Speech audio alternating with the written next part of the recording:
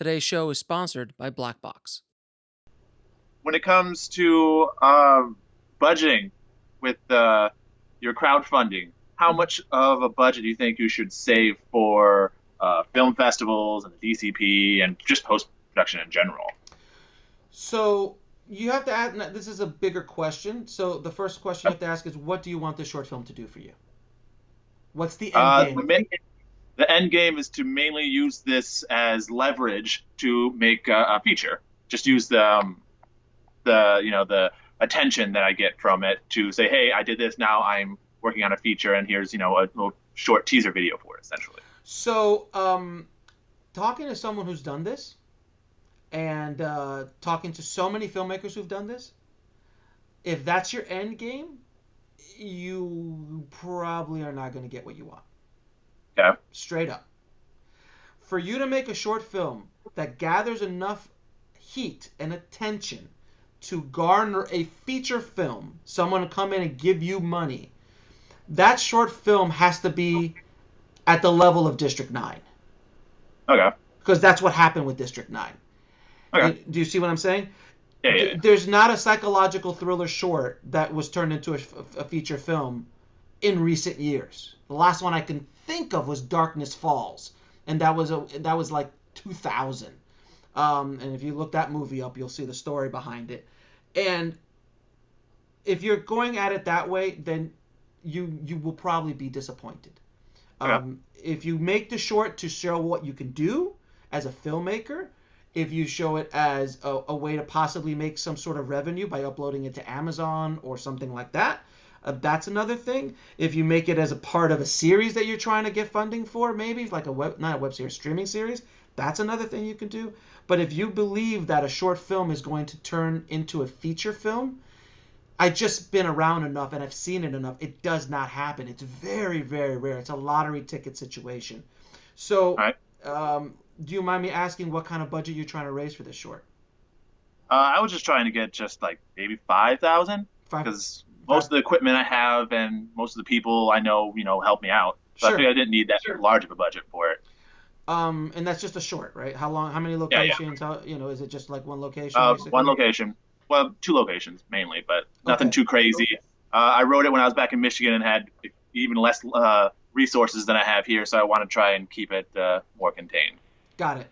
So, what I mean, I always give this advice. I don't know the extent of your production experience, so I don't know how long. You sound like you've been doing this for a while. Just a So couple. yeah, so if that's the case, I would try to find money to make a feature, man. All right. Don't waste the time on a short if at all possible. The reason why is once you have a feature, you have a viable product that you can sell. Shorts are very difficult to sell, and this is from someone who made a lot of money selling shorts. I know what the world is like now for shorts. Is it possible? Yes. Are you going to make $5,000? Probably not. So, but if you made a feature for 5 grand, the chances of you making your money back and actually garnering something is much greater. The reason why I'm saying this, and I don't want to like dissuade you completely from making your short film. I'm like, you're asking me, he's like, hey, I just want to make my movie. No, don't fucking make your movie. No. Don't do it. Please. The reason why, man, is that you and everybody on your block is doing exactly what you're doing because it's a little bit easier, it's a little bit safer to go down this road. Whereas the guy who makes the feature film that might not be that good, it might be alright, but he made the feature.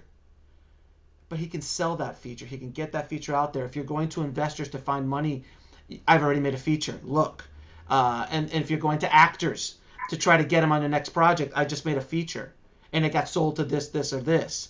That gives you a whole lot more leverage, a whole lot more credibility than a hot short film.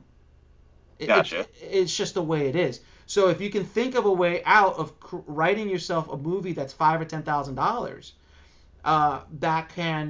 that you can do reasonably, then that's the way I would go about it. If you do the short, I just see if that's your end game. Again, if you were just making a short just to like, hey, I'm going to show what I can do, I want to practice, that's fine. That's a whole other conversation. But what you told me was I wanted to lead to a feature. I say skip Yeah. the step, go to the feature as fast as you can, because you will learn more, you will have more leverage, and you'll have a product at the end of the day that you can actually sell. And it makes you rise above everybody else the second you make a feature. Even in today's world where everyone has the capability of making a feature. So if in Sundance, I think they receive about, I think it's 15,000 features a year, submissions or something like that. Something crazy like that from the world. How many, if there's, for every one feature, how many shorts are made in the world? I can imagine a lot more. Right. So for you to get to the top of that hill is so much more difficult than just going, oh, well, he's already doing a feature. He just jumped to another place. I could have 20 short films, award-winning, which I have. I had 6-7 shorts that I made that were all award-winning, got reviewed by the biggest critics, got into big festivals, did nothing for me. The second I made a small micro-budget feature film like This Is Meg, doors opened up. It's just my experience. I might be wrong, but it's just my experience. So, to answer the actual question you asked, which is like how much about the budget, the festivals and all that kind of stuff. The festival stuff is a whole other conversation. If you're in the master circle, you can take the Film Festival Hacks course, and that explains everything you need to know about film festivals and what you need to do about film festivals. If as far as post is concerned, do you do your own post, or do you have to hire people out to do post? I do my own. Then you're talking more about deliverables, audio. I'm assuming you don't do. So Yeah. audio, deliverables, stuff like that.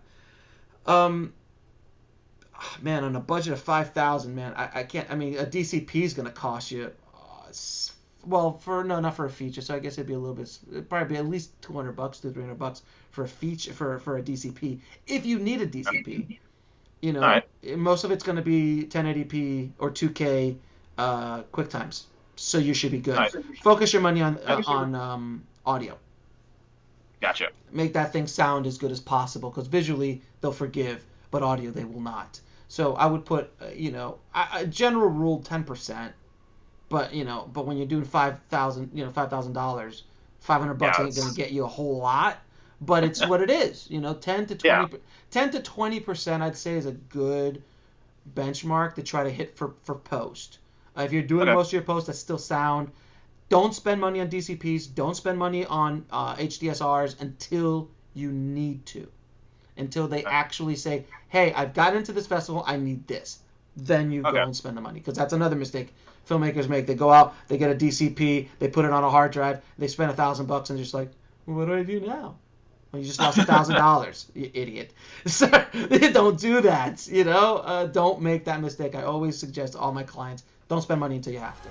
I wanted to share with you this amazing new service called Blackbox. Imagine taking old footage that you've shot in the past and being able to submit them to all the major stock footage firms, all with one click. And you can split the commission among multiple crew members or creators. So to sign up for free, just go to blackbox.global.